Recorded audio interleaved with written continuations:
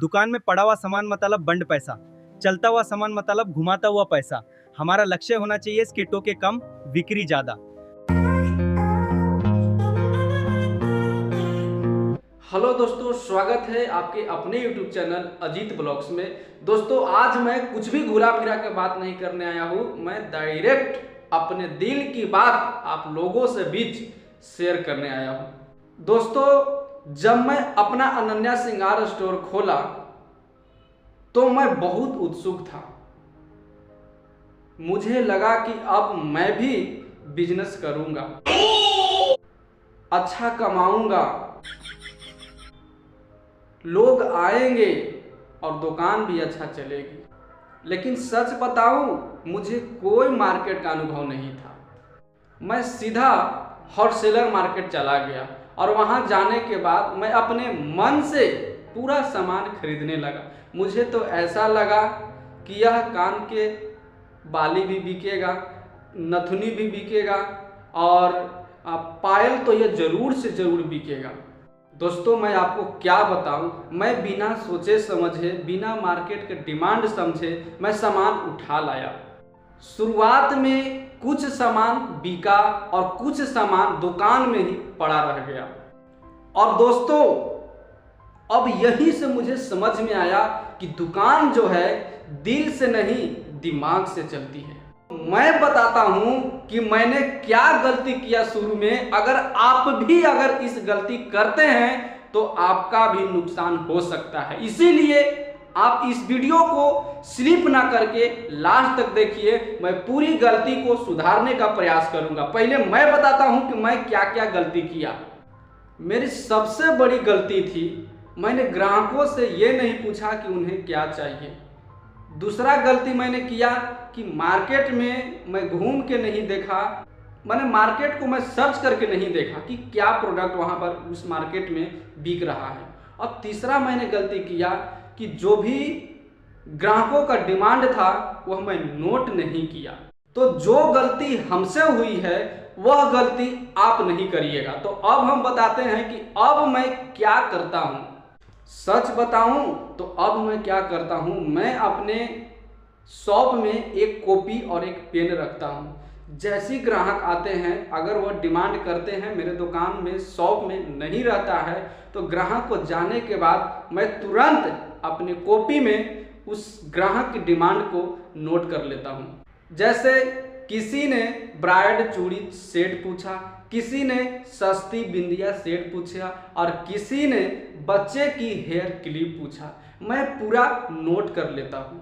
अब मैं फिर 1 महीना बाद उस चीज को मैं देखता हूँ कि सबसे ज़्यादा डिमांड किस चीज़ की है। फिर मैं मार्केट जाता हूँ और उसी हिसाब से सामान परचेज करता हूँ।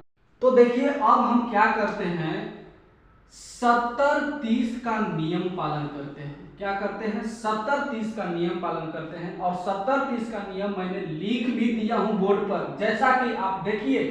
कहता है कि अब मैं क्या करता हूं, 70-30 का नियम क्या कहता है समझिए। 70-30 का नियम कहता है कि 70% पैसा उसी सामान में लगता है जो डिमांड में होता है। बिल्कुल 70% आप पैसा जो है उसी में लगाइए जिसका मार्केट में डिमांड सबसे ज्यादा होता है, ठीक। और 30% अब क्या कीजिए, 30% में आप नए वस्तु लाइए और नया नया सामान में लाइए 30% में केवल, और 70% सामान में आप लगाइए तो सबसे ज्यादा उसका डिमांड, ठीक। इससे रिस्क भी कम रहता है और नया माल भी आता रहता है। ओके, तो अगला समझते हैं हम कि कम मात्रा में खरीदो। तो कम मात्रा में कैसे खरीदेंगे, तो देखिए।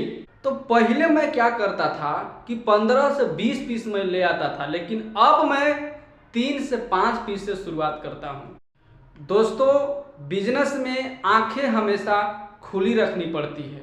आप मार्केट घूमकर जाकर देखिए दूसरे दुकान को कि उसमें सबसे ज़्यादा लोग जो है किस चीज़ को खरीदने के लिए वहां पर भीड़ लगाए हुए हैं। हमें दूसरा से सीखने की आवश्यकता नहीं है, हमें मार्केट खुद सिखाती है। दुकान में पड़ा हुआ सामान, इसका मतलब है कि पैसा आपका बंद है, और जो सामान चलता है फिरता है वह समझिए कि आपका पैसा घूमता हुआ है।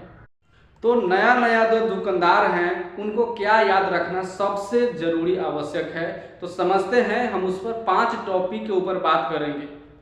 पहला, मन से नहीं डिमांड से खरीदो। दूसरा, 1 महीने का रिकॉर्ड रखो। तीसरा, कम मात्रा में शुरुआत करो। चौथा, ट्रेड हमेशा देखते रहो। और ये जो 5वां पॉइंट है ना, काफी ही ग्राहक को मनमोहन करने वाला। और ये जो 5वां पॉइंट है बताने वाला है ना, 5वां है कि जब भी कोई ग्राहक आए उससे आप हमेशा मुस्कुराकर बात करें।